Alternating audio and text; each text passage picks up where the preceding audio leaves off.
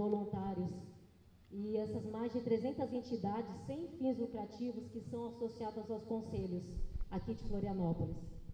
Então, essa mobilização que já começou há mais de 10 anos por voluntários que acreditam na força da união. E tudo isso, esse funcionamento dos conselhos, sendo regulamentado por uma lei municipal que foi escrita pela própria sociedade e foi aprovada na Câmara de Vereadores aqui de Florianópolis. Então, as reuniões, elas são, o funcionamento dos conselhos hoje ele é regulamentado. E nós temos já esses conselhos que foram criados... Boa noite para você que nos acompanha aqui pelo Portal Sul de Floripa.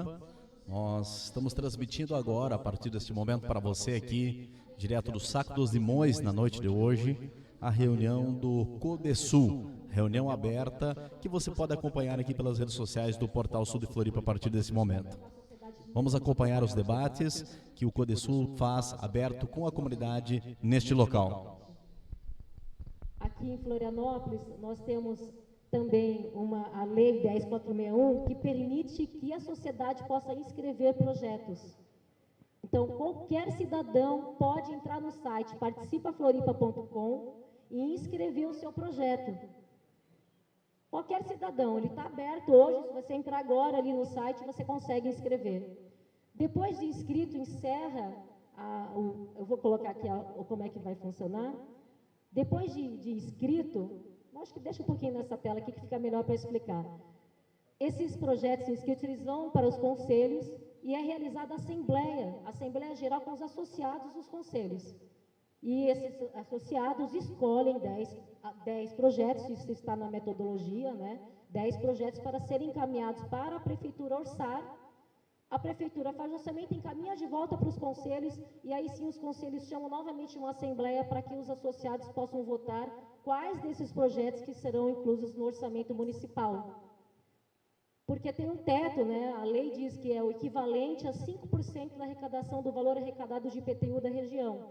Então, nós fazemos cada associado faz essa escolha, cada entidade, independente do tamanho, tem direito a um voto, e aí esse pacote vai para a Prefeitura. Incluso no orçamento, é aprovado pela Câmara de Vereadores, e aí volta para a Prefeitura poder executar. Sobre a execução dos projetos, então, que nós podemos falar do exercício que nós fizemos, a inscrição que foi entre 1º de fevereiro e 1º de abril de 2022. Como é que foi o resultado? Foram 201 projetos inscritos para melhorar a cidade. Os conselhos cada conselho realizou as suas 2 assembleias gerais para aprovação dos projetos. Essa metodologia de inscrição, de escolha, ela é toda aprovada dentro dos conselhos no início do ano, inclusive foi aprovada esse ano já. E aí dessas 2 assembleias, 64 projetos foram encaminhados referente a esse período de escolhas para serem executados em 2023. Então, dentre esse montante de projetos escolhidos pela sociedade, que foi um total de pouco mais de 16 milhões de reais, a Prefeitura executou apenas 3% em 2023. E aí, esses valores, depois que encerra o período, ele se perde, né? Que aí o orçamento ele encerra, e os valores a gente encaminhou um ofício para a Prefeitura e nós perguntamos, né? Então, essa dúvida que fica, para onde que foram alocados esses recursos que estavam direcionados para a execução dos projetos escolhidos pela sociedade. E aí a gente ainda não obteve uma resposta. Então, agora eu passo a palavra para o agente da mudança. Peço para o Milton, se ele puder.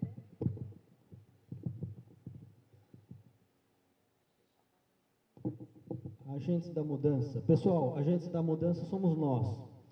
Somos aqueles que são pessoas que têm um sentimento dentro da gente, que quer fazer as coisas melhorarem, que não estão satisfeitas com as coisas do modo que elas estão, e nós queremos participar. E esse negócio de participar é o que fez todo mundo vir aqui hoje. Querer melhorar o seu bairro, a sua cidade, né, tudo mais. E a gente quer fazer com que esses modelos de participação da sociedade, com a sociedade se reunindo em reuniões em cada município do Brasil, faça um levante de mais pessoas cobrando dos representantes públicos no Brasil inteiro, porque daí o negócio vai muito além do que nós aqui. Nós, por mais que façamos o máximo que a gente pode como voluntários, a gente não consegue um alcance maior do que um pouco de melhorias aqui para a nossa cidade. Mas se esse modelo for copiado e for em todos os municípios feito do modo como aqui está sendo feito, vocês podem ter certeza, o dinheiro vai começar a ir para o lugar certo, porque o político funciona por pressão, e é assim que a gente vai conseguir melhorar a nossa vida, a qualidade de vida, a segurança, o saneamento e todos os outros problemas que a sociedade hoje tem. Então, Agentes da Mudança é um grupo de WhatsApp que nós vamos fazer a inclusão de todos vocês que estão aqui hoje. O grupo eu acho que está meio lotado, porque ele tem 1000 pessoas, cabe 1024, então a Roxana vai incluir lá todo mundo que colocou o seu nome aqui na nossa lista de presença, conforme vai abrindo espaço, mas por ali vocês vão começar a receber uma postagem apenas por dia, onde vocês vão conseguir acompanhar esse trabalho de voluntários, que não é só em Florianópolis, mas já está em São José Palhoça também. Então, quando forem incluídos lá amanhã, provavelmente, não saiam, fiquem lá, participem e acompanhem as novidades que a gente sempre vai colocando lá. Esse é o modo que a gente tem de fazer o cidadão que veio hoje aqui, que saiu da sua casa, não perder o contato com esse trabalho maravilhoso de pessoas voluntárias tentando melhorar as coisas, que possam sempre, através desse grupo de WhatsApp, estar recebendo as novidades e as notícias. Então, permaneçam lá conosco, que nós vamos sempre estar atualizando todos vocês. Obrigada, Milton, pelo esclarecimento.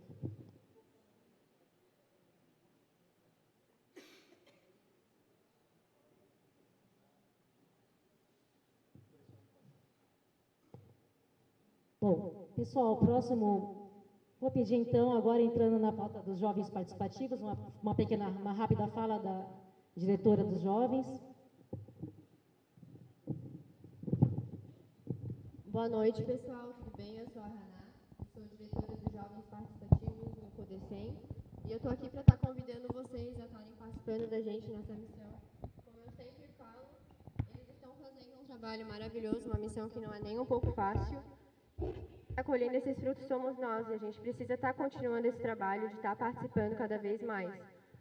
Jovens, ficamos bem tristes com o desempenho da execução dos projetos no ano passado, porque a gente sabe o quão trabalhoso é colocar esses projetos ali, né, vocês estarem escolhendo e eles não serem executados. A gente espera que esse ano as coisas mudem, né, até porque nós estamos participando. E eles só estão ali para fazer o que nós achamos melhor para a nossa cidade, então participem, gente, entrem no grupo. O Agente de Mudança, ele está cheio realmente, mas os jovens participativos, eles têm vaga. Lá não é um grupo que a gente fica conversando, é mais para trazer informação sobre as reuniões, tá? E algumas novidades sobre alguns assuntos que estão em pauta na nossa cidade. Participem, tá? Se a gente não disser o que nós queremos, outros virão por nós. Tá bom, pessoal? Obrigada.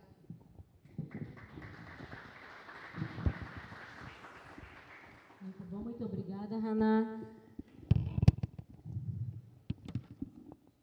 O próximo item da pauta estava reservado com a presença do promotor Daniel Paladino, e infelizmente ele não pôde estar presente. Vou pedir para o Milton, então, fazer uma pequena fala. Pessoal, esse assunto das pessoas em situação de rua vem mudando um pouco o dia a dia de todos nós, está colocando em jogo a questão da segurança pública, e esse é um problema que ele tem origem na assistência social.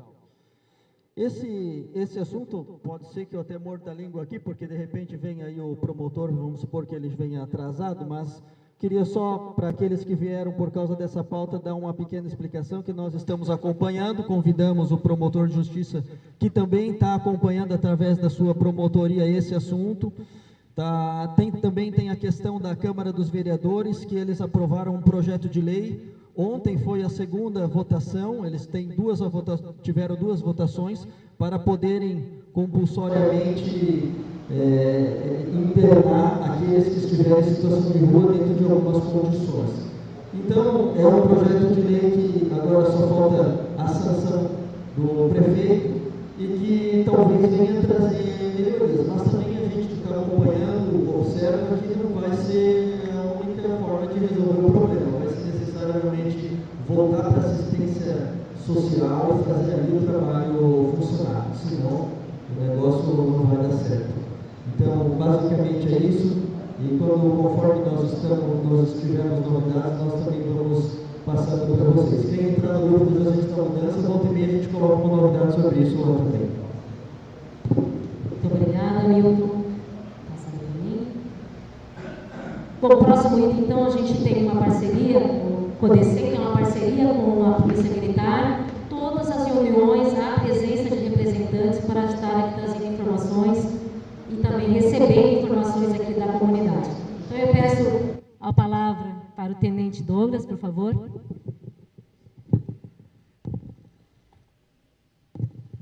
Boa noite a todos. Queria primeiramente agradecer mais uma vez pelo espaço disponibilizado para a Polícia Militar poder conversar aqui com a comunidade. Hoje está presente o Capitão Ribeiro, ele assumiu recentemente a 4ª Companhia do 4º Batalhão, ele estava antes na área central, muitos aqui devem conhecer ele, mas por problemas pessoais ele não conseguiu comparecer, mas ele se comprometeu da próxima reunião em estar presente. Acho que o primeiro ponto, essa semana a gente terminou a Operação Veraneio, né, com o fim do Carnaval. É importante passar o feedback para a população, né, dos fatos que aconteceram, principalmente no Carnaval, né, que é um dos maiores eventos aqui que a gente tem durante o ano. Não tivemos nenhum crime grave, né, tivemos mais as questões de furtos celulares, mas a Polícia Militar conseguiu pegar uma quadrilha, recuperamos mais 70 celulares, publicamos nas nossas redes sociais, né, como se prevenir desse tipo de crime, contra furtos, golpes, etc. E, além disso, a gente, com o trabalho de inteligência, a gente conseguiu pegar essa quadrilha aí, né, que é extremamente difícil conseguir, porque eles ficam ali no meio da população, no meio da festa, e é muito difícil conseguir pegar. Mas não tivemos nenhum outro crime mais grave que esses. E aproveitar a pauta, né, de hoje, questão dos moradores de rua, né, é sempre importante ressaltar que não é uma pauta, como foi falado, né, só de segurança pública, né, não é só a Polícia Militar que tem que fazer alguma coisa, o Ministério Público, o Poder Judiciário, a Prefeitura, a comunidade como um todo tem que estar presente nessa pauta aí. A gente sozinho, infelizmente, a gente não consegue fazer muita coisa. Mas essa semana a gente começou uma operação, Operação Choque de Ordem, em que a gente começou a fazer diversas abordagens aos moradores de rua para identificar, isso a gente já vinha feito antes, né? Mas recentemente a gente começou a abordar em busca de armas brancas, né? Ou armas de fogo e qualquer outros objetos utilizados para praticar crimes, né? Só ontem na área central foram apreendidos 9 facas e uma tesoura. Hoje foram apreendidos mais 11 facas e foi preso um morador de rua em flagrante quando ele estava ameaçando pessoas que estavam passando ali na área central com um facão, né? E a gente fez a apreensão também dessa faca. A Polícia Militar consegue fazer esses trabalhos preventivos. A gente só na área aqui da 4ª Companhia, a gente tem mais de 300 programações operacionais, onde a gente consegue colocar as viaturas em pontos determinados para poder fazer o policiamento preventivo. E a gente está sempre à disposição aí, coloca à disposição a Polícia Militar para ouvir a demanda da sociedade, ouvir questionamentos e sugestões aí que vocês têm para passar para a gente. Obrigado.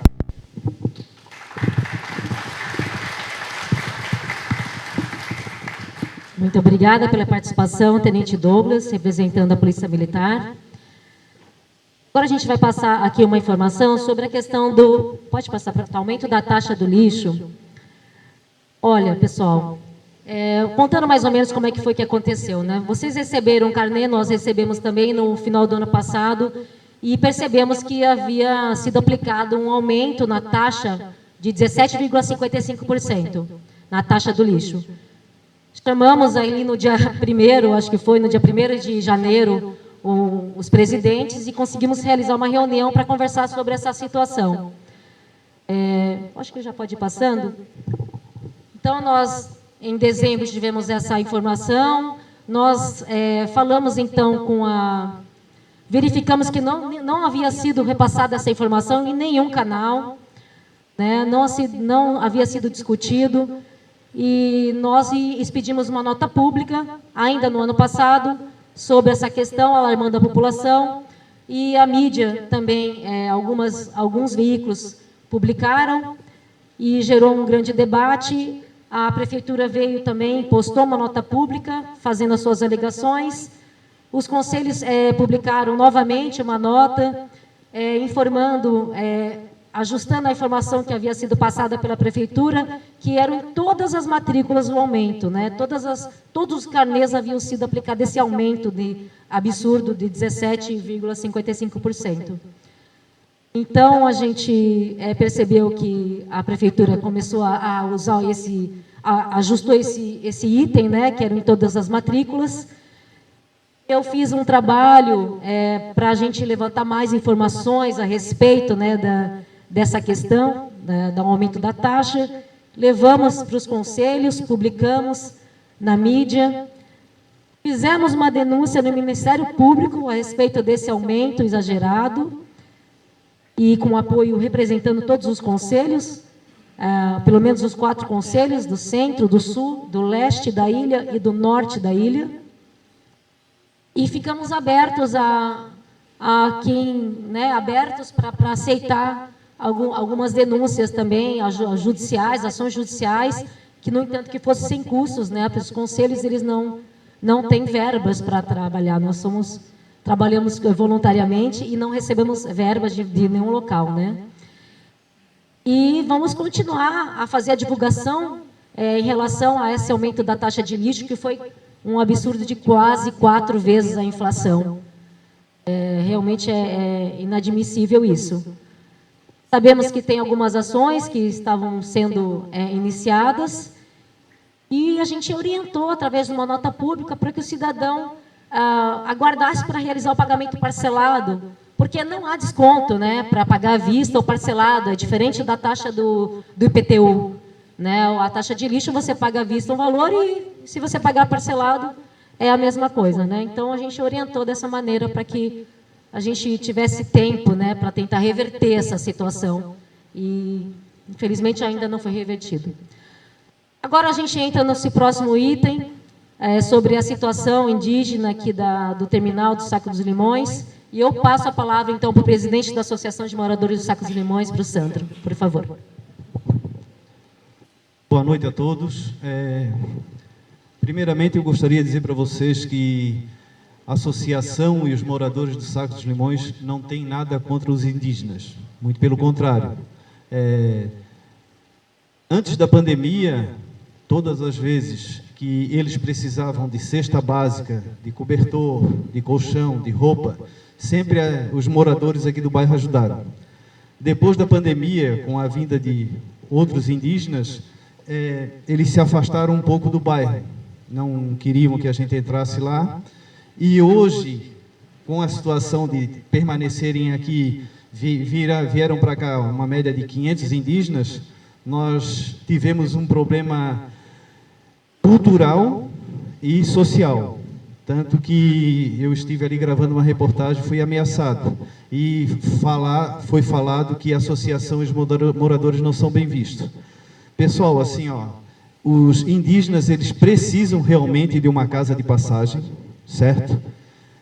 Já falei no Ministério Público que uma criança poderia ser atropelada, e isso aconteceu. Ali, e no meio de 2 vias, não é o local correto para eles. Outra coisa, 200 indígenas, como a procuradora quer, são muitos indígenas, uma casa de passagem, como vocês podem ver, em Curitiba, que tem, são para 50, no máximo mais 20%. Então, eles precisam sim de um local justo, que consiga comportar de 50 a 70 indígenas no máximo, com um local para que eles possam vender o artesanato, só que no meio de 2 vias públicas, como estão ali, 2 vias rápidas, num terminal, o Tissac, que não tem condições nenhuma, aquilo ali, a situação é desumana, tá, pessoal? A gente convive com isso aí desde 2017, 2016, os moradores convivem. E assim, eles não merecem aquilo ali. E, infelizmente, o maior culpado nisso tudo são os órgãos públicos. Tanto o Ministério Público, Prefeitura, FUNAI, Governo do Estado, eles ficam numa briga e eles sofrendo ali, e agora também os moradores do bairro com essa situação de muitos indígenas ali também com esse problema cultural e social. Teria sim que os órgãos públicos se reunir e realmente tomar uma atitude e construir uma casa de passagem decente para eles. E a associação está aqui disposta a ajudar, certo? Seria isso, pessoal. Obrigado, hein?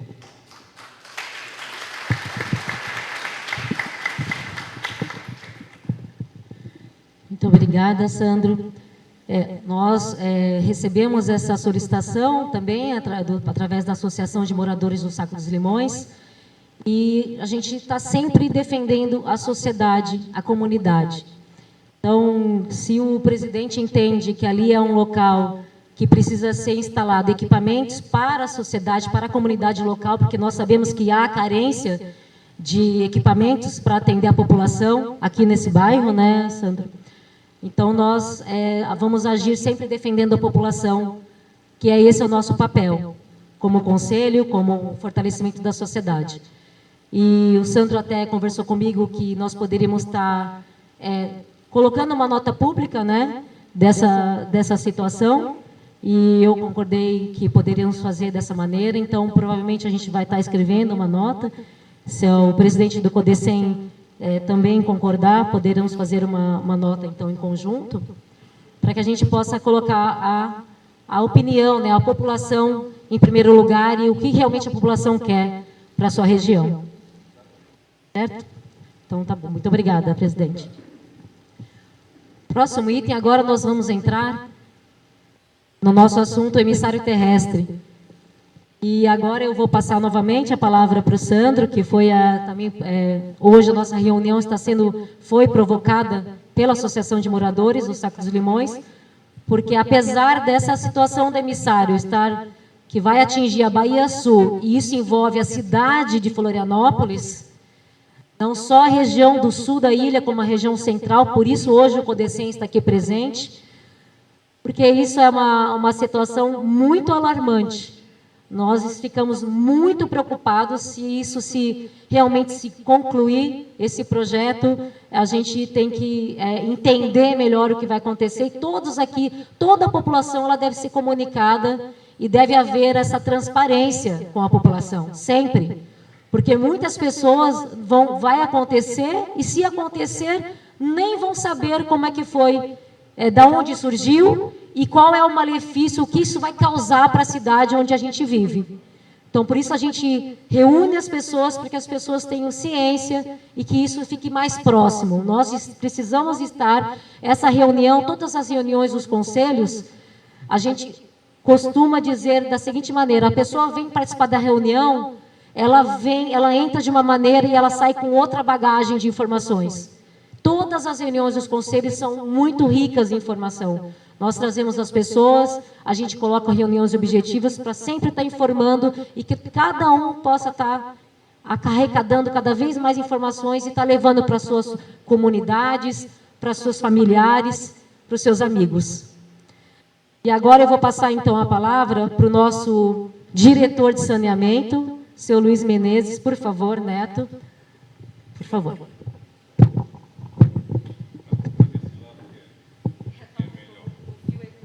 Bom, boa noite a todos, ao pessoal da mesa. Para quem não me conhece, meu nome é José Luiz Menezes, eu sou diretor de saneamento do CODESUL e do CODECEM. Sou coordenador de um grupo de trabalho de saneamento da Associação Floripa Amanhã.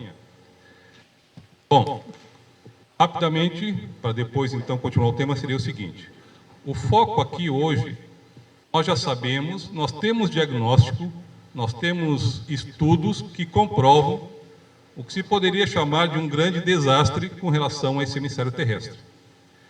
Então, o foco, na verdade, é o porquê que está saindo esse emissário terrestre. Porque não existe previsão desse emissário no Plano Municipal Integrado de Saneamento Básico, que ele é desde 2008, acabou em 2011. Vocês vejam que naquela vez era previsto, inclusive, um melhoramento do saneamento no sul da ilha, e até hoje o saneamento no sul da ilha continua zero.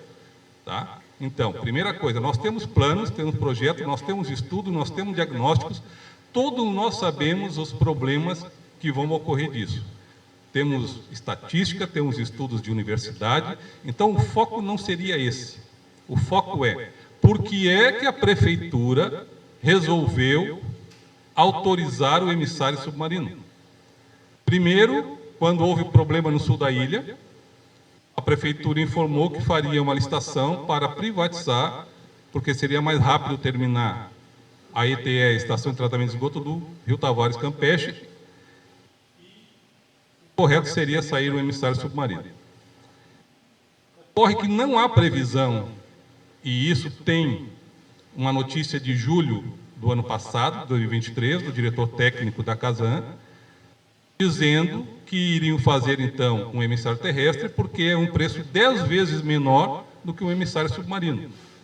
Só que o prejuízo para vocês, para o litoral, vai ser muito grande. E a questão não é se é 60 milhões ou 600 milhões, porque dinheiro tem. Nós precisamos de uma empresa que tenha condições de investir para melhorar o saneamento.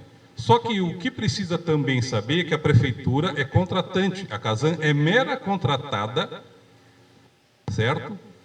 A prefeitura. Então, a prefeitura teria que arranjar uma empresa, nada contra a Casan, mas se ela não tem condições de investimento, ela não pode se alçar a querer fazer uma coisa que ela não pode. A Casan agora fez um empréstimo de 600 milhões de reais no Banco Europeu, mas a Casan tem uma dívida analisada no balancete de 2019 pelo professor Dilvo Tierdloni, só de debêntures emitidos em 500 milhões de reais em debêntures, que até hoje estão sendo pagos juros de correção monetária, não foram resgatados ainda porque não tem dinheiro para pagar. Então, o problema é que a Prefeitura Municipal de Florianópolis, o município de Florianópolis, que é o poder concedente pela Constituição, teria que tomar uma posição. Pode romper com a Casan, não tem problema nenhum. Ninguém é contra a Casan, mas nós precisamos de uma empresa que tenha condições de fazer, certo? Esse emissário submarino e terminar a obra da ETE do Rio Tavares Campeche. Porque a questão do dinheiro seria o de menos. Nós estamos pagando para a Casan, só São José e Florianópolis responde por 40% do que a Casan recebe. Se Florianópolis sair, a Casan vai falir. Então, o grande foco é esse. O problema está, não havia previsão, certo? Tanto que nessa declaração de julho de 2023, o presidente, o diretor técnico da Casan, o Joel Rossmann, é uma ótima pessoa, uma pessoa acessível, poucas vezes tive a oportunidade de conversar com ele, mas o grande problema é, eles não têm condições de fazer. Aí eles optaram pelo terrestre, porque é mais barato, 10 vezes menor, vai sair 60 milhões de reais. Essa questão não é essa. Não, porque dinheiro tem. O grande problema, principalmente para vocês, que todos saibam, é o seguinte: isso nunca esteve previsto, esse emissário terrestre nunca esteve previsto em lugar nenhum. Uma coisa que decidiram, por uma questão de economia, grave problema. Não está previsto o emissário terrestre no Plano Municipal Integrado de Saneamento Básico, nem no Plano de Gerenciamento Costeiro do município, nem no Plano de Ordenamento Náutico, nem sequer no projeto de microbacia hidrográfica, qualquer estudo, que apesar de não estarem muito parecidos com saneamento, mas todos têm a ver com saneamento, em nenhum projeto ou plano existe emissário terrestre, nunca existiu isso. Isso aí foi uma coisa criada para tentar economizar. Então, havia previsão, e como ele mesmo comentou na declaração dele, não existem licenças ambientais totais de todo o projeto, certo? E principalmente o projeto como um todo. Foi feito a toque de caixa, porque não era uma coisa prevista, certo? Então, o grande problema está sendo esse, não era previsto. A Floripa amanhã, quando a gente começou o grupo de trabalho, saneamento, nós fizemos um questionamento à Casan, como é que estava a situação aqui na ilha. A resposta foi o seguinte: não pode ampliar área de ETE, não pode ampliar área de entorno para qualquer coisa, não pode fazer nada na ilha com relação a saneamento, a não ser a disposição oceânica. quer dizer emissário submarino. Então, isso em 2020, havia esse estudo. Era do IMA, da Casan e da Prefeitura Municipal de Florianópolis. O que acontece? Se eles mesmos dizem que a disposição oceânica era a única possibilidade, eles sabiam que a única possibilidade era emissário submarino. Ocorre que, de repente, por uma decisão, a Prefeitura autorizou terminar a ETE, o que é muito importante, autorizar terminar, mas não no prazo que foi dado, 3 a 4 anos, que provavelmente acredito que uma empresa particular faria em menos, e ainda mais com o emissário terrestre, que nós sabemos que vai ser um problema extremamente sério, porque vai apenas jogar tudo aqui no Saco dos Limões, que vai ser um problema para a região e para o litoral, atingindo outros municípios.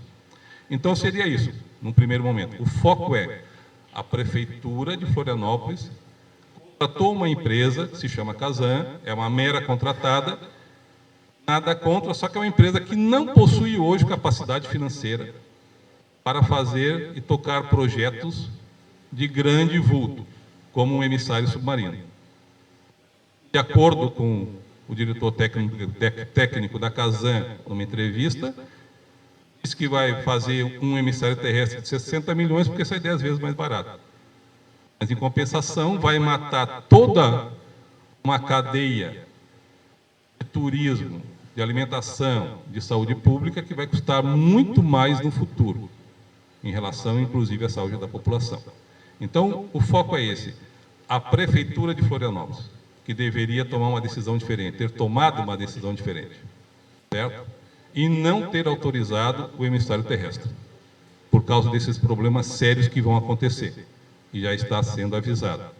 Então, tem que ser feita alguma coisa com relação a essa obra, né? E Poder Sem, Poder Sul, provavelmente talvez os conselhos, precisaria também haver alguma ação, né? Fosse por meio de panfletos, de folder, não que vá se sair por aí carregando bandeiras e tal, não, mas esclarecer a população. Saímos nós para a rua esclarecendo a população por meio de panfletos, dizendo o que está acontecendo. Essa obra não estava prevista, não existem todos os licenciamentos, é um problema sério, né? E não é de hoje que nós temos vários planos e projetos a nível municipal que são perfeitos e todos feitos tecnicamente de uma forma que nós temos informações para tudo o que quisermos, só que não são executados. Mas só existem 3 situações em que um governo não executa alguma obra que já está prevista. Inclusive, dinheiro tem. Ou não sabe, ou não pode, ou não quer. A Prefeitura sabe e ela pode, então ela só não quer. Porque daí ela vai ter que, infelizmente, arranjar uma empresa que tenha capacidade financeira para fazer e correr contra o relógio. Seria isso.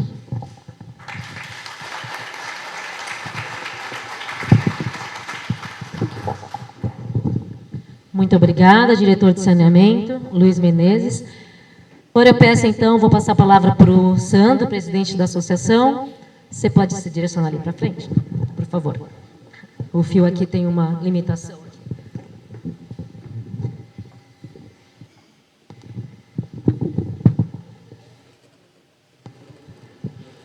Bem, pessoal, em relação ao emissário, o ano passado nós fomos pegos de surpresa com uma reportagem e a Casan iria lançar o emissário terrestre aqui no Saco dos Limões. Saímos correndo atrás de informação, conseguimos contactar o Paulo Horta, que é um especialista, o professor Eloy, Guilherme Scheider, e fomos nos informar a respeito dessa situação. E, assim, é uma coisa que não tem cabimento, não tem por que lançar aqui o emissário terrestre, vai acabar com toda a Resex, com a criação de berbigão, vai acabar com a maricultura, vai acabar com a pesca artesanal. Nós trouxemos juntos, montamos o SOS Bahia Sul, trouxemos a Associação de Pescadores, trouxemos a Associação de Maricultura, o Fórum da Pesca, juntamos todas essas associações e estamos brigando para que isso não aconteça. Entramos com denúncia no Ministério Público. Para não me alongar muito, eu vou passar a palavra aqui para Vera Brider e para o Paulo Horta, que eles podem explicar mais detalhadamente para vocês esse impacto que vai acontecer e acabar com toda a nossa Bahia Sul e Norte, tá bom? Gostaria que o Paulo Horta viesse aqui e a Vera também, por favor.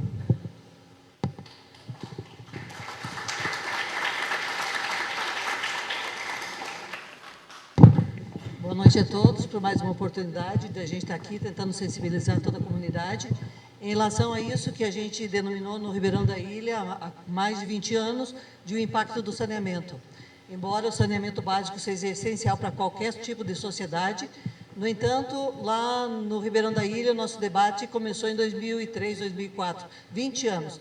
Eu acho que esse debate sempre teve participação de técnicos da Casan e técnicos da Prefeitura e não estavam bastante cientes sobre a problemática que nós trazíamos. Quando a maricultura começou a ser implementada em Florianópolis e lá no distrito do Ribeirão, por excelência, nós começamos nós trouxemos o professor Eloy Mello, que é um professor especialista em hidrodinâmicas, e ele esclareceu para a gente que a hidrodinâmica das baías fazia com que essa área estacionária aqui no meio das baías, que é o encontro das águas, não fosse um lugar, era um lugar menos indicado, menos, na verdade, contrariando todos os princípios da engenharia sanitária, seria o lançamento de qualquer tipo de esgotamento final de uma estação dentro de uma área sedimentar como essa, além de dela bordear uma reserva extrativista, que é o berçário marinho de toda a alimentação que é captada, que é produzida, que é cultivada, ou se é extrativismo de berbigões ou das comunidades de pesca. As comunidades de pesca e de maricultura são comunidades tradicionais da ilha de Santa Catarina. O nosso diferencial internacional e nacional é a nossa ainda, as nossas águas marinhas, que elas têm a potencialidade de crescimento de moluscos, que em 7 meses nós temos uma produção que na França é 3 anos, no Japão é 5 anos. Então, isso faz com que nós temos uma qualidade de vida e uma sustentabilidade das nossas próprias comunidades de pesca artesanal. E essa tradição ligada ao mar e às vidas marinhas, que vem com a cultura soriana, que é uma coisa fenomenal, fantástica e da qual a gente não pode abrir mão. Então, o que aconteceu? Eu sou companheira de um pescador e maricultor, eu sou uma médica sanitarista, e no plano diretor participativo de 2008 e de 2016, eu era representante do distrito do Ribeirão da Ilha, e esse tipo de problemática, ela foi colocada dentro da audiência pública do plano diretor participativo do Ribeirão da Ilha, como a maior demanda nossa é manter a salubridade das águas marinhas. Porque o que impacta aqui no Saco dos Limões não vai impactar apenas Sacos de Limões, ele vai impactar todas as comunidades de pesca e maricultura das duas baías, porque as águas, elas batem na ilha de Santa Catarina, entram pela boca da Barra Sul e na Barra Norte, e vão se encontrar aqui e vão voltar. Então, tudo que tiver de poluente e de toxina que se formar aqui, vai voltar para essas áreas. O que acontece da pesca, exatamente só nesse localzinho aqui, são toneladas e toneladas de camarões.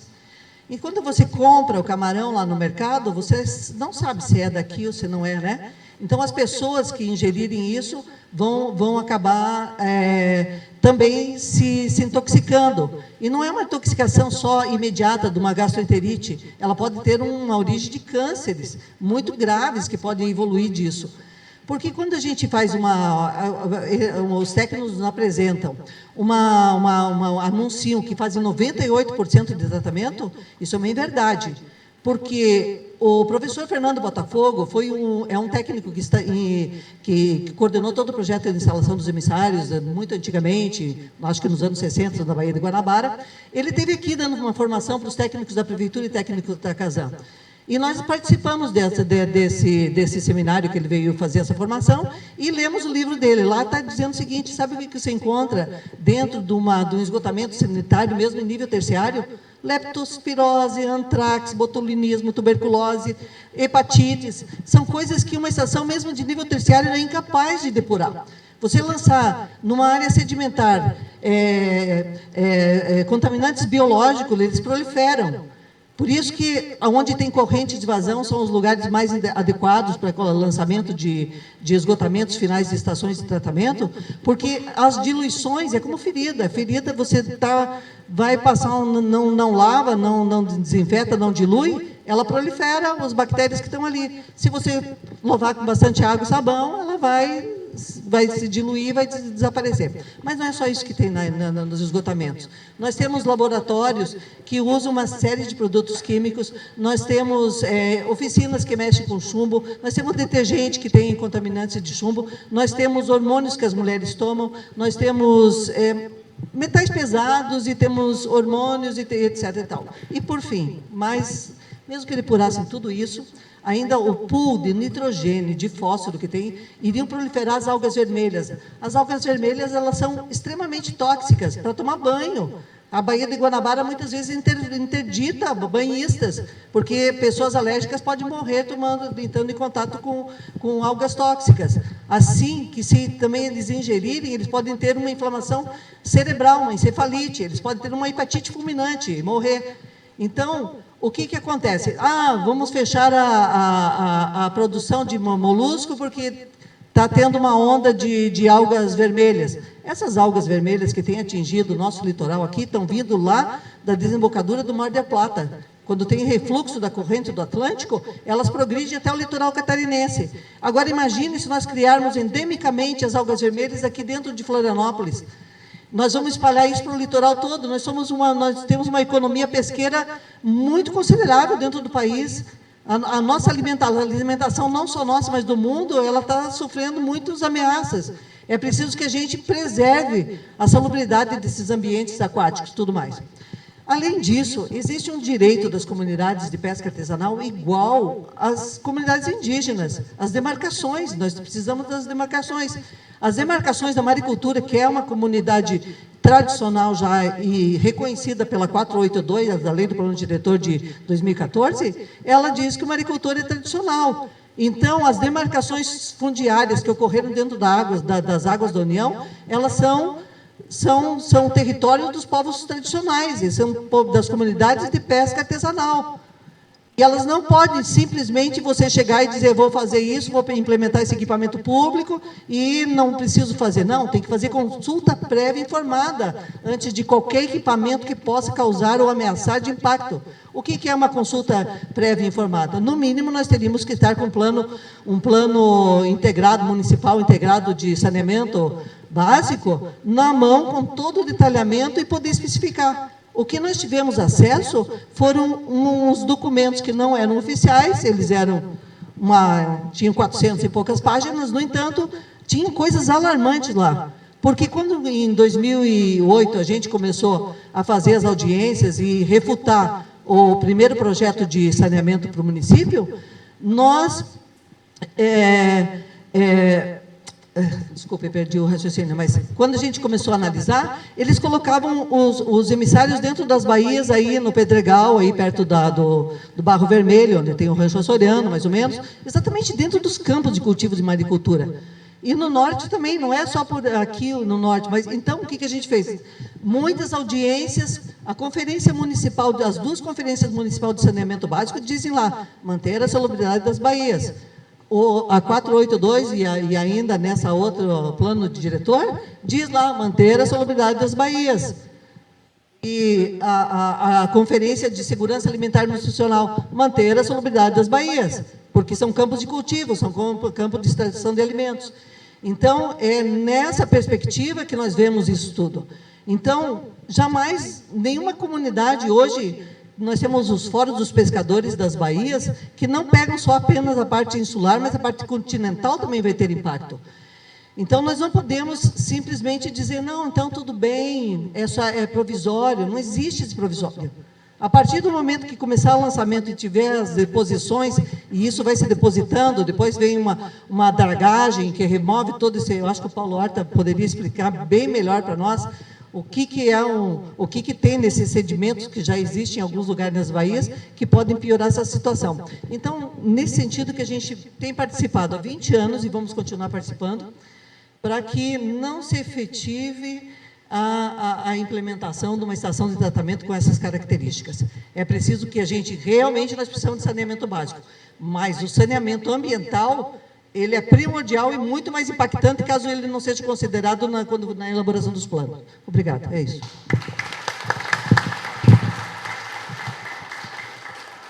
Bom, muito obrigado, então, Sandro, pelo convite. Seu João, seu João. Seu João chamou, a água parou. Outro dia esqueci minha bolsa lá no bingo, lá, e tive que ir lá. Graças a Deus, o seu João viabilizou da bolsa voltar. Muito obrigado, seu João. Pessoal, esse é um momento que eu acho que a gente precisa construir um grande diagnóstico. Eu acho que aquilo que o Sandro trouxe, que está acontecendo hoje com a Casa de Passagem, eu acho que nos convida a uma inspiração importante. A Casa de Passagem, se tiver diálogo, como o Sandro mesmo disse, existe a possibilidade, a comunidade acolhe esses povos originários.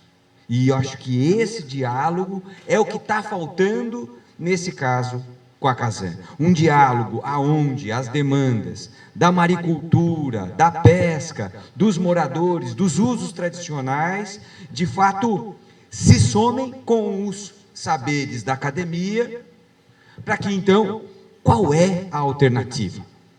E é nesse contexto que eu quero trazer alguns elementos para complementar a fala anterior. Primeiro, tem os riscos todos de um tratamento não ser completo. E tudo aquilo que foi dito eu assino embaixo. Mas vamos partir do pressuposto que sim, que o tratamento é perfeito, não sobra nada. Não é bem assim, mas vamos partir do pressuposto que sim.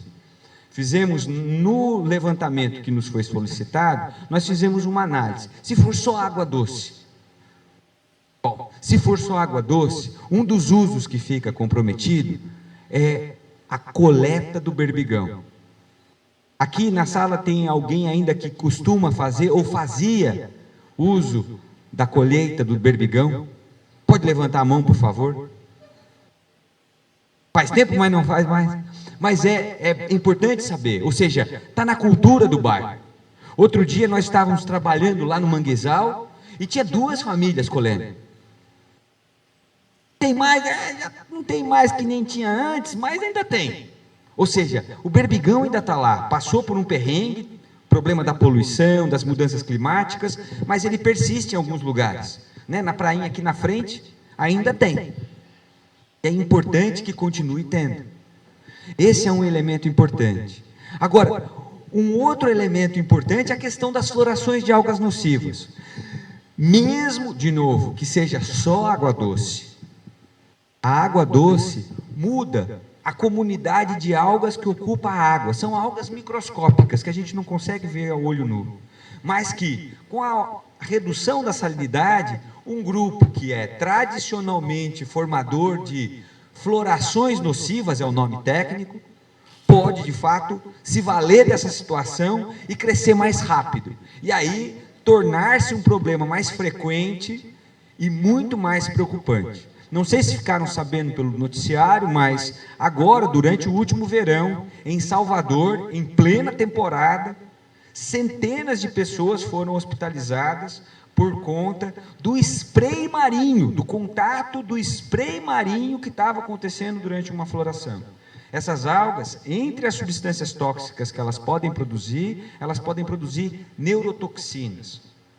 Quando a gente fala isso, não fala isso por alarmismo ou catastrofismo. Não é. É por prevenção e precaução. Se tem uma chance, e tem uma chance, os trabalhos mostram isso, a gente precisa encontrar todos os meios alternativos para que essa chance seja diminuída ou que ela não exista. Por quê? Porque coloca em risco a vida das pessoas. Não tem como a gente estimar o valor da vida de uma pessoa que seja. Ou tem? Então, precisamos discutir de forma dialética, ou seja, abertamente o que está em jogo, quais são os valores, quais são as alternativas, todas as alternativas, quais são os interesses de todos os setores da sociedade em relação a esse tema, que é o saneamento básico e o destino final do esgoto tratado. E um elemento importante, a Alesc, né, a partir de uma comissão de meio ambiente, que é liderada pelo deputado Marquito, fez uma solicitação à Casan. Pelo que eu fiquei sabendo, o deputado Mário Mota também fez, de maiores esclarecimentos que não vieram ainda. Mas esses esclarecimentos são importantes para que a gente tenha todos os elementos na mão, né? Esses esclarecimentos nos permitirão, por exemplo, avaliar, bom, se esses são os custos, esses são os volumes que serão descartados, bom, aonde a gente pode pôr? Os estudos que foram feitos, como foi divulgado aqui nas muitas audiências, os estudos foram realizados há quase uma década atrás. Esse é um processo antigo, não é? E esse momento que os estudos foram feitos é muito diferente do momento atual. A ciência foi pega literalmente com as calças na mão. Esse último ano, eu trabalho com mudanças climáticas, estive na região do Ártico, lá na região do Polo Norte e da Antártica. E não, além dos números, né, que a gente contribuiu para medir, trago a percepção das pessoas que vivem nesses lugares. Nunca ninguém tinha visto verões assim, tanto no hemisfério norte, quanto aqui no hemisfério sul. Então, a gente está vivendo aquilo que a academia está chamando de um momento que não foi mapeado na nossa história. É novidade, é a primeira vez que o planeta ultrapassa por alguns dias o aquecimento de 2 graus Celsius. Vocês devem ter ouvido falar um monte de coisas sobre isso esse último ano. Mas sim, por alguns dias, o planeta ultrapassou a casa dos 2 graus Celsius. Por um ano inteiro, ultrapassou a casa de 1,5 graus Celsius. Isso é muito sério. Isso muda muita coisa. Mas muda especialmente o saneamento que a gente precisa para que a pesca, para a maricultura, para o turismo serem resilientes, resistirem aos perrengues relacionados às mudanças climáticas, que está todo mundo aqui sentindo. E a chuvarada que veio e virá com mais frequência e com mais intensidade, como aconteceu em São Paulo, começo do ano passado, acho que todo mundo acompanhou, 700 milímetros caindo num espaço curto de tempo, produziu uma verdadeira catástrofe. É por isso que tudo isso precisa estar readequado. Então, solicitar uma ampla discussão, uma reanálise, mais estudo, é legítimo, é necessário. E nesse processo, nós gostaríamos muito que fosse apresentada a alternativa, que é devolver a água para onde ela veio. Mas devolver como? Tratada, bem tratada. Uma água que pudesse, inclusive, ser reutilizada. Eu acho que esse é o nosso compromisso com todo mundo, mas especialmente com as crianças. A gente não pode mais admitir um tratamento satisfatório. Porque o satisfatório se mostrou insuficiente. Olha o que aconteceu com o Balneário Camboriú esse último verão. A praia ficou o tempo todo imprópria para o banho. Canasvieiras, vários pontos impróprios para o banho. Nossa ilha, depois do carnaval, em muitos balneários, áreas que de fato a gente precisa para a economia, impróprias para o banho. Consequências, prejuízos que a gente ainda nem quantificou, mas são imensuráveis. Por quê? Tem muita coisa que a gente conta em dinheiro, mas tem coisa que não. Quanto é que custa ir de manhã colher um berbigão, para depois tomar uma cervejinha no domingo à tarde? Não tem preço. Isso é da nossa cultura. Então, é esse tipo de discussão muito franca, muito tranquila, que precisa ter com todo mundo envolvido com essa história. Eu acho muito bonito o movimento de todas as associações juntos, para, de fato, termos uma democracia participativa e bem informada.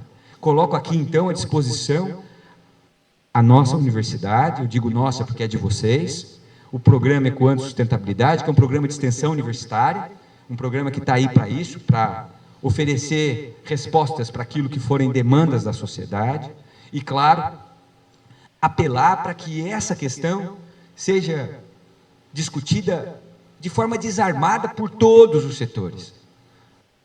Nós estamos vivenciando, não sou eu que estou dizendo, é um relatório do Fórum Econômico Mundial.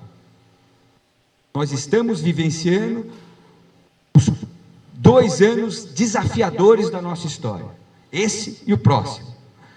E a gente vai ter que lidar com 2 problemas fundamentais. O primeiro é esse que eu falei, que são as mudanças climáticas.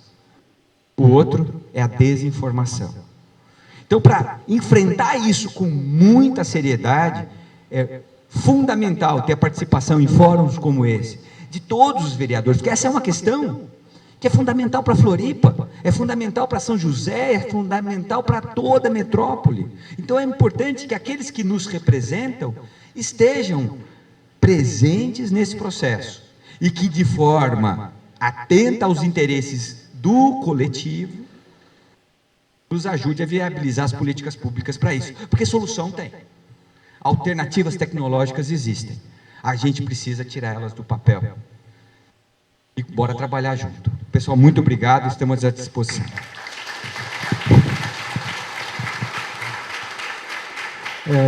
Só esclarecendo rapidinho, todas as solicitações que foram feitas para a Casan, por deputados, vereadores, a resposta da Casan foi que os estudos estão todos em sigilo. Tá bom, pessoal? Para vocês verem a gravidade da coisa. Eu queria agradecer aqui ao professor, a Vera, a todos que compareceram, e eu tenho certeza que a associação, junto com as outras associações, as fundações e o Condesul, o Condecem, eu tenho certeza que nós vamos todos unidos conseguir reverter essa situação. Tá bom, pessoal? Obrigado.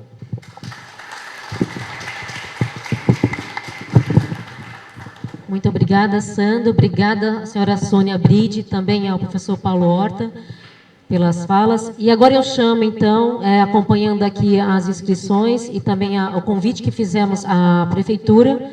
E temos aqui o senhor Victor Ibarzo, que é um técnico, gostaria de... Fala, por favor.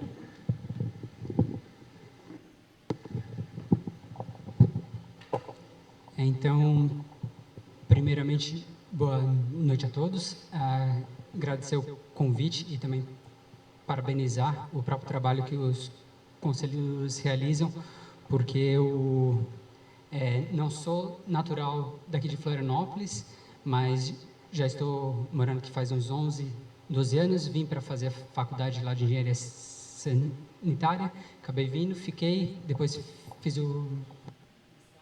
e depois fui chamado para o concurso aqui da prefeitura.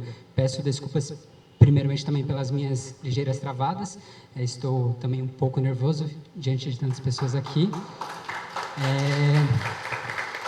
E gostaria só, a princípio, também não trazer que os pontos que eu vou falar não são no sentido de defender prefeitura, Casan, ou nem órgão, mas também tentar esclarecer um pouco os fatos, que por fato de eu ser técnico lá dentro, às vezes acaba sabendo de mais algumas informações, porque de fato eu, como técnico, vejo que a questão da transparência do poder público, de forma geral, é realmente bastante dificultosa por diversos sentidos mesmo, né? A questão do emissário terrestre que foi proposto, até onde eu tenho conhecimento, começou em torno de 17 anos atrás já, né? Quando teve o primeiro pedido da Casan, lá no programa PAC, para ver a ampliação do sistema lá, tanto do Campeche, questão do Pântano do Sul, Ribeirão da Ilha, se não me engano, também estava incluso, questão da construção lá da própria ETE, e com a proposta inicial de ser o emissário submarino lá no Campeche, né? Como todo o processo de sistema de esgotamento sanitário foi necessário passar pelo devido processo de licenciamento ambiental pelo Instituto do Meio Ambiente de Santa Catarina, o IMA. Na época, eu acho que ainda era Fátima. No decorrer desse próprio estudo, houve diversos atrasos, por diversos motivos, porque cada órgão público acaba que muitas vezes tem suas próprias motivações, seja o ICMBio, seja o próprio IMA, seja a própria prefeitura, seja a própria CASAN, e isso, seja o próprio Ministério Público Federal, causando com que a situação se tornasse estagnada desde 17 anos atrás até hoje, né?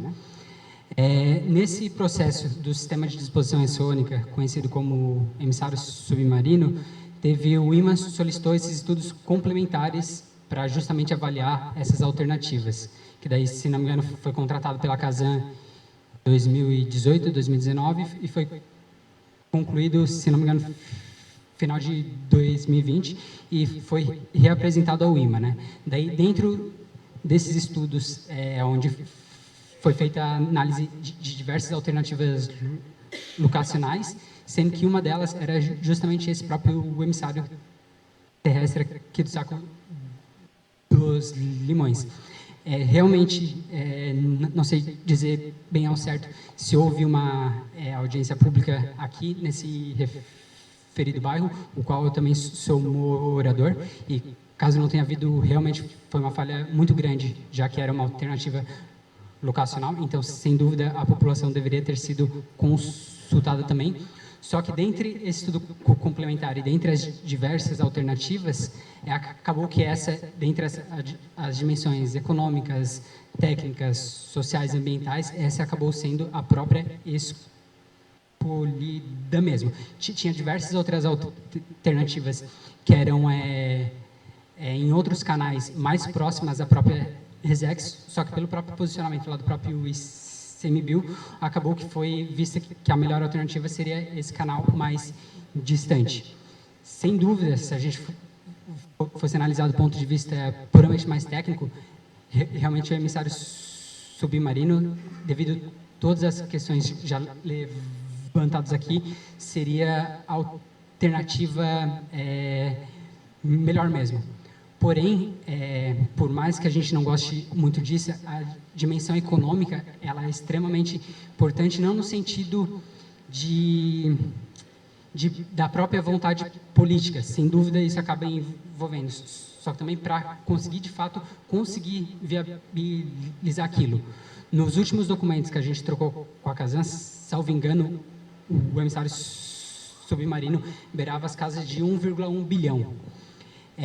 Além do próprio preço dele, teria a questão do próprio prazo de execução, que, levando em conta o tipo de tecnologia, tipo de mão de obra especializada, provavelmente seria uma licitação de competição internacional, o que a licitação por si só já torna um processo muito mais longo, sem falar o próprio processo de mobilização da parte lá de engenharia e a própria execução dela, o que levaria, após algumas estimativas, início da contratação e finalização lá da própria execução, cerca de mais 10 anos. Então, é um ponto bastante difícil mesmo de se conciliar e de se chegar, que é algo que a gente precisa realmente pensar também, é o quanto a gente quer, de fato, executar e o quanto também a gente quer, talvez, ficar tentando achar demais outras alternativas, por mais que, às vezes, surjam algumas alternativas melhores. E também o quanto tempo mais, também, com que, no caso, a questão do saneamento do sul da ilha continue do próprio jeito que está.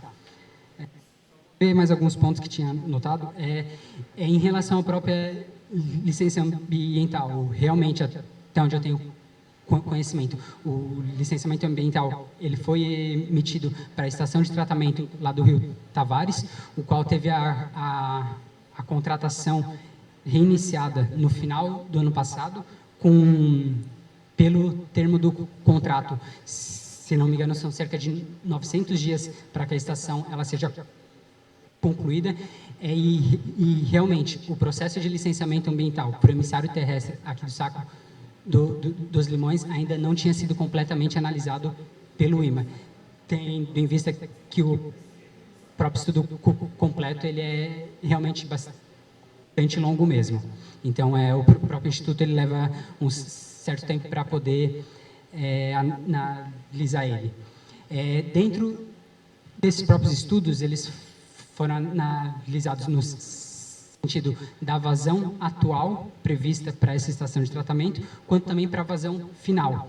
Porém, até onde eu tenho conhecimento, não se tem completa clareza se esse emissário terrestre ele seria questão temporária para essa vazão inicial e depois, posteriormente, seria o emissário submarino para vazão final, sendo que a vazão inicial seria pensando ali mais na parte lá do rio Tavares e depois, salvo engano, quando se começa a ampliar lá para o Campeche e demais áreas, já seria o próprio emissário submarino. Isso eu não tenho completa certeza também.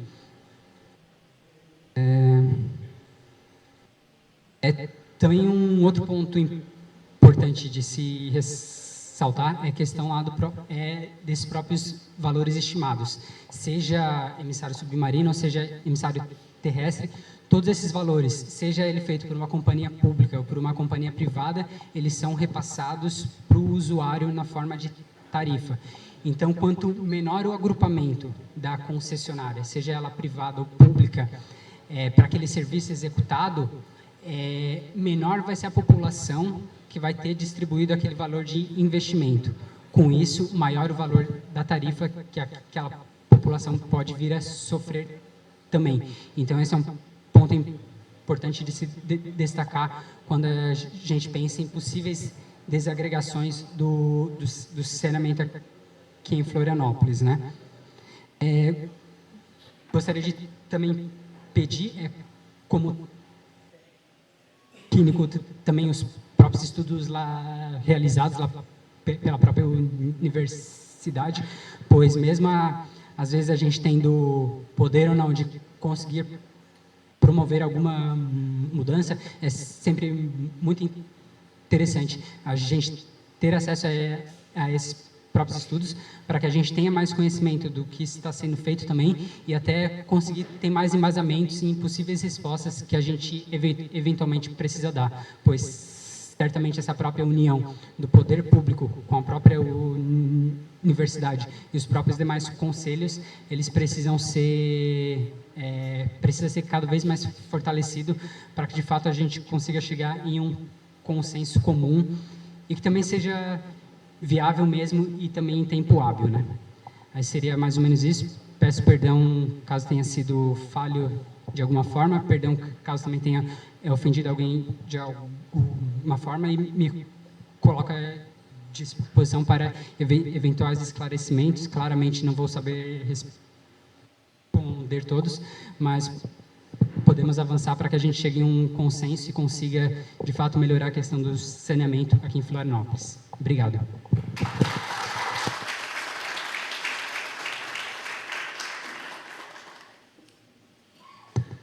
Muito obrigada, Victor, pela participação, muito importante.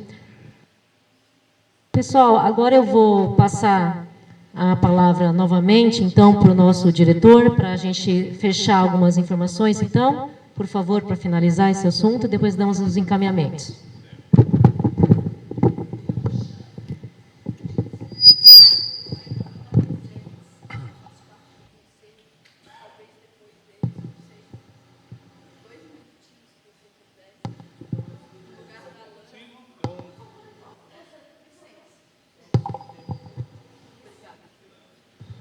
Meu nome é Flora, eu sou da Associação Coletivo C da Ilha,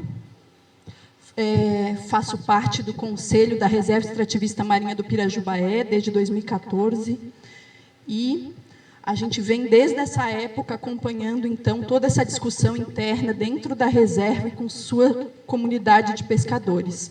São cerca de 230 famílias hoje cadastradas e beneficiárias da Reserva Extrativista Marinha do Pirajubaé. A primeira reserva extrativista marinha do Brasil.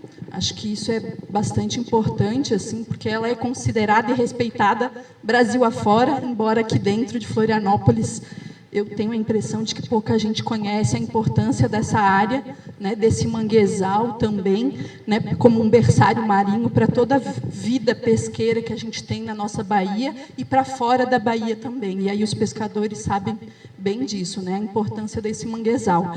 A primeira alternativa locacional da Casan, então, colocar o efluente, os efluentes tratados de forma terciária dentro da reserva extrativista, dentro da reserva não, mas dentro do Rio Tavares, e que na sequência ele entra, né, dentro da reserva. A vazão desse Rio Tavares, para quem não conhece, ela não tem vazão suficiente, é um rio bem fininho, não tem vazão suficiente para a quantidade de água que a Casan prevê, água doce, né, que a Casan prevê despejar ali dentro, é 5 vezes maior do que a vazão normal do rio.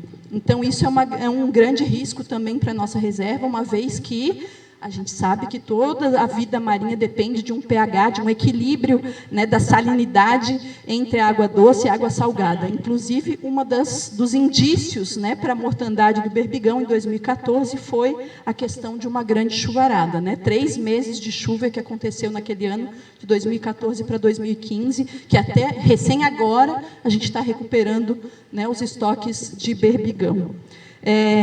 O Conselho da Reserva Extrativista Marinha do Pirajubaé é um conselho deliberativo, deveria ter sido ouvido pelo seu presidente, e não foi ouvido. O presidente deu uma autorização contrariando os dados dos técnicos do ICMBio, os analistas que diziam que o despejo de efluente traria uma série de riscos para a vida do manguezal e para a vida dessa comunidade pesqueira.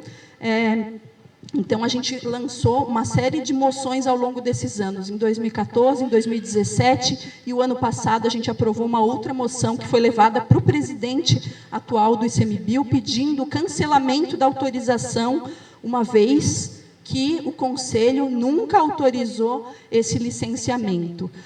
Os analistas ambientais do ICMBio, desde então, lá do início do processo de que foi consultado pelo IMA, vem cobrando uma série de condicionantes e estudos que até hoje não foram apresentados, embora o IMA foi dando as licenças a licença prévia sem o cumprimento das condicionantes, os estudos não foram feitos e o IMA foi lá e deu. Aí, depois, os estudos não foram feitos e o IMA foi lá e deu a licença de instalação. Então, a gente já está com a notícia de que em 900 dias vai ser concluída a instalação. Eles querem implementar, né, o despejo dos efluentes e a gente ainda não tem todos os estudos apresentados para a sociedade. Então, isso é um risco para a gente, mais uma vez, né, nos preocupa e faz com que a gente esteja aqui, né, junto para se mobilizar contra esse risco. Hoje, com essa alternativa locacional da gente jogar no saco dos limões, é 6 por meia dúzia para a gente. Porque igual, a gente sabe, né, que tem as marés, então essa água que vai ser jogada a 2 quilômetros da reserva vai voltar com o movimento das marés. Então, segue impactando a comunidade de beneficiários ali da reserva que tiram seu sustento dali, comem. E aí o tratamento terciário, que a Casan diz que é maravilhoso, ele não trata metais pesados, por exemplo, que causam uma série de câncer, que vem de anticoncepcionais e tantas outras coisas que a gente se alimenta e que vai, né, pelo esgoto e que não é tratado no tratamento terciário. Então, tem uma série de pontos que a gente pode, né, ficar alerta e buscar mais informações que nos dizem que essa opção não é saudável para a gente, para as nossas baías, nem para essa comunidade pesqueira, nem para os maricultores que estão lá no Ribeirão e nem para ninguém que está ali em volta. A gente quer uma alternativa realmente eficiente, realmente a gente precisa de saneamento, e a gente sabe, nós somos os que mais buscamos e queremos, nos preocupamos, né, com a questão do saneamento, uma vez que a gente, né, depende disso, que os nossos pescadores dependem disso, mas a gente quer um saneamento que não cause um impacto maior ainda. Hoje, com a alternativa locacional no Saco dos Limões, eles colocaram como extravasor, em caso de emergência, mantém o Rio Tavares. Então, em caso de emergência, aquele dia que der um problema, eles vão jogar dentro da reserva. Não vão jogar lá na Bahia, aberta, que traria igual. Eles vão jogar dentro, naquele rio de pequena vazão. Então, não faz sentido nenhum essa obra. A gente também, já na cidade, né, não acredita mais na Casan. Infelizmente, ela não tem um histórico que dê para a gente confiar nela. Ela tem inúmeros casos de despejo de efluentes in natura, dentro de áreas protegidas. Tem inúmeros casos de processos judiciais e condenações que até hoje ela recorre e não paga para o município pelo impacto que ela causa às nossas áreas protegidas. Então, a gente está aqui, né, para também acompanhar essa discussão e defender que seja buscada uma alternativa realmente ecológica para o saneamento aqui do sul da ilha. Obrigada.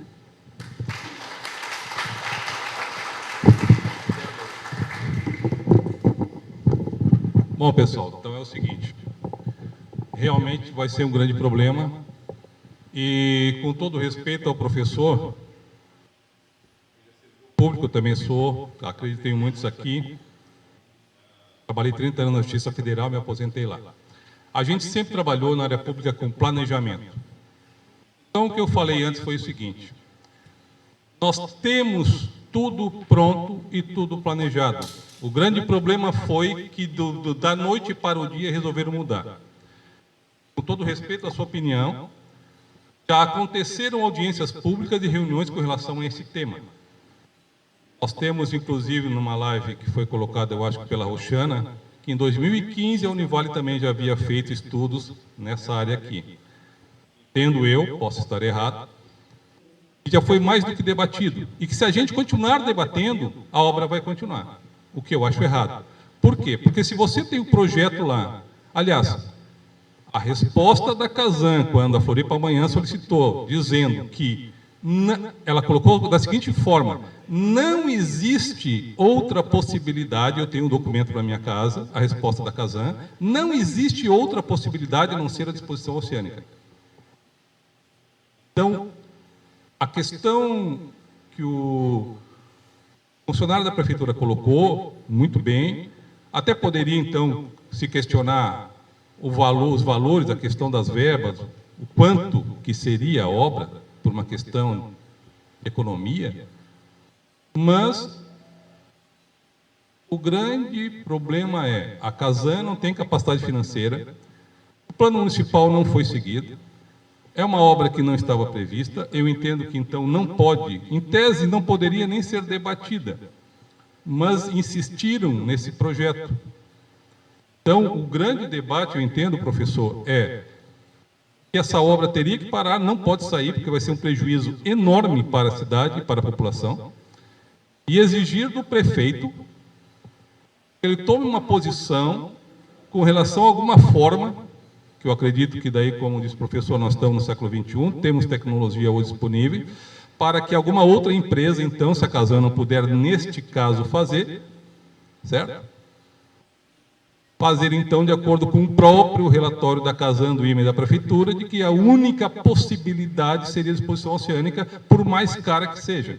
Porque dinheiro não vai faltar, porque daí a rede coletora do Campeche vai estar ligada, a Rita Tavares e outros vão ser cobrados taxa de esgoto, taxa de água, todo mundo vai pagar estando com aquela possibilidade à sua disposição, que é o que acontece normalmente.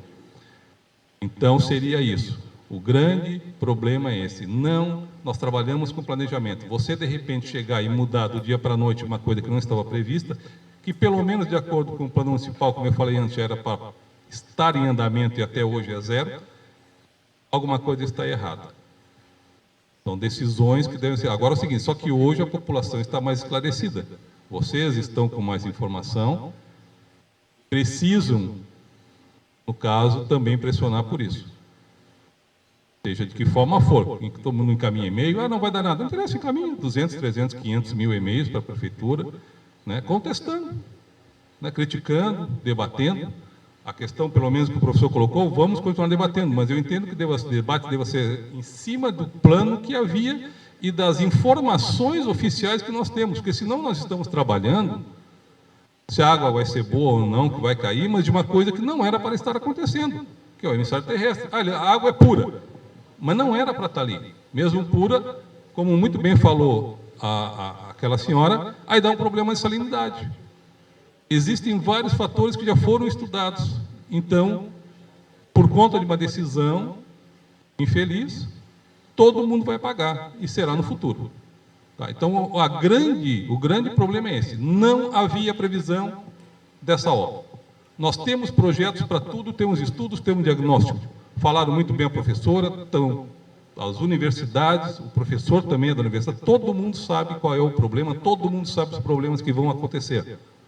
A questão não é essa, a questão é uma decisão que foi tomada errada. Não era para ter sido. E se não... A Casan não se discute porque a Casan é mera contratada. A Casan é uma empresa mera contratada com sérios problemas, né? Nada contra, mas ela devia fazer o meia-culpa e saber que ela só pode ficar, então, com uma parte da ilha, mas não toda, porque ela não tem como investir. Tanto que acabou de dizer.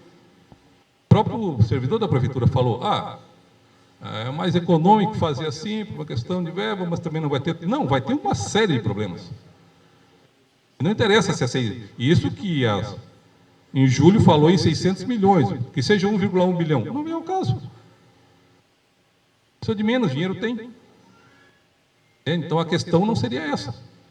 É que você, na verdade, estaria discutindo uma coisa, nós estamos discutindo uma coisa que, a princípio, não era para estar sendo discutida. Mas então agora nós temos que fazer alguma coisa. Pressionar o prefeito para que pare essa obra, exige uma empresa particular que ela vai fazer melhor e mais bem feito com o emissário submarino. Seria isso.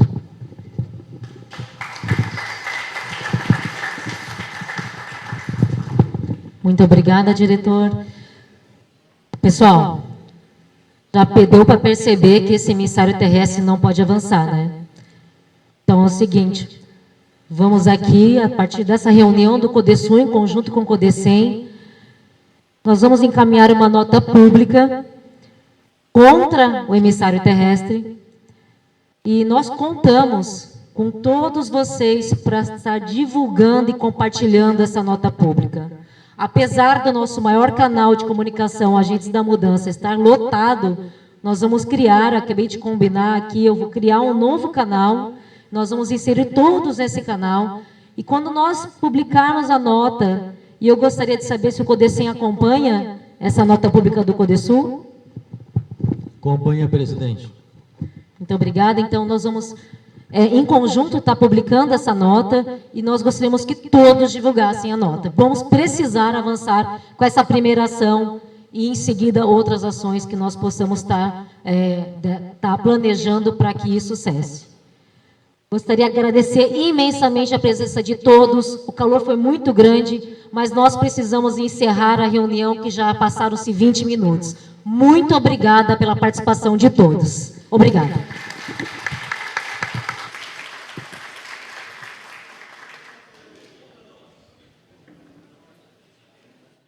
Você acompanhou aqui pelo Portal Sul de Floripa a transmissão ao vivo da reunião aberta do CODESUL, realizada aqui no Saco dos Limões, na associação, durante esta noite de terça-feira. Muito obrigado, uma boa noite a todos.